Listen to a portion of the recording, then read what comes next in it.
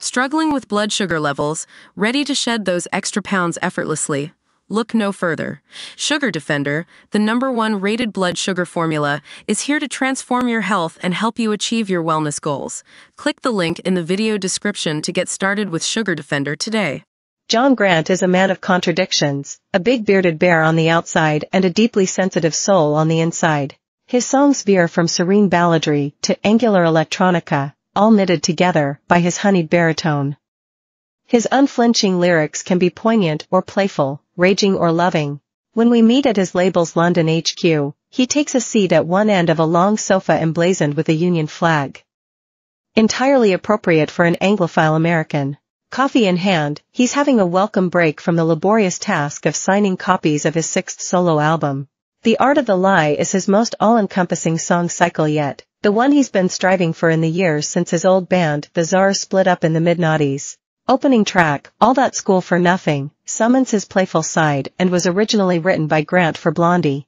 He says, John Congleton was producing their album and he had also worked on my 3rd record, Grey Tickles, Black Pressure. He asked if I would like to submit something because they were accepting ideas. So I sent the demo incarnation of All That School for Nothing.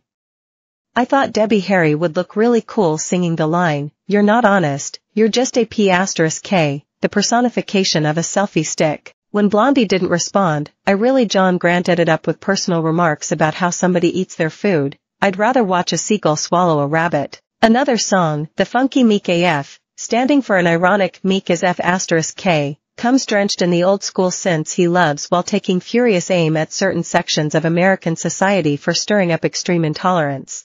Its mention prompts Grant to reflect on the trailblazing singers who have done the exact opposite by breaking down barriers around sexuality and identity.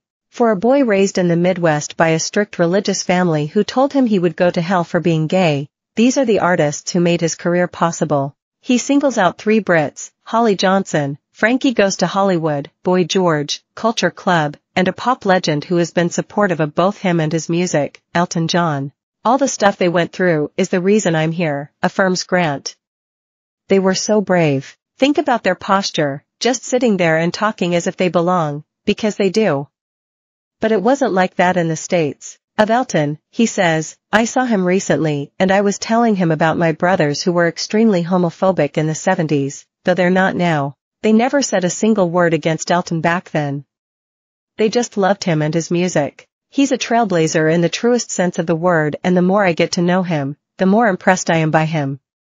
He's so supportive of so many up-and-coming artists. I feel a kinship with him in that regard, too. But there is a big difference between Grant and his guiding light, as he explains. I wanted to be an Elton or a David Bowie, somebody larger than life with their fashion and all that stuff. But, for some reason, it has to be okay for me to walk out on stage exactly as I am, he adds, pointing to his black t-shirt, jeans, and trainers. Maybe it's to do with the addictions I have struggled with. I feel that if I am not authentic, I will end up using and going off the deep end with drink and drugs, he admits.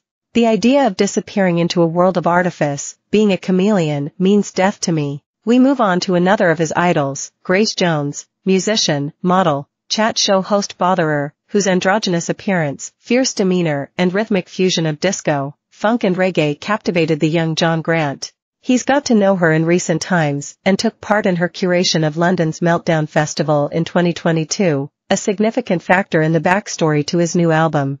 What's she like to hang out with? I venture.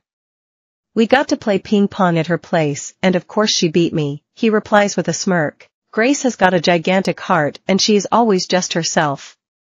She never tries to become more palatable to people in certain situations. Grant found Jones' Meltdown performance pretty emotional because she's still at the top of her game and has boundless energy, like she hasn't aged at all. Most people in their 30s couldn't hula hoop and sing, but she walks around, up and down stairs in heels, keeping that hula hoop going while singing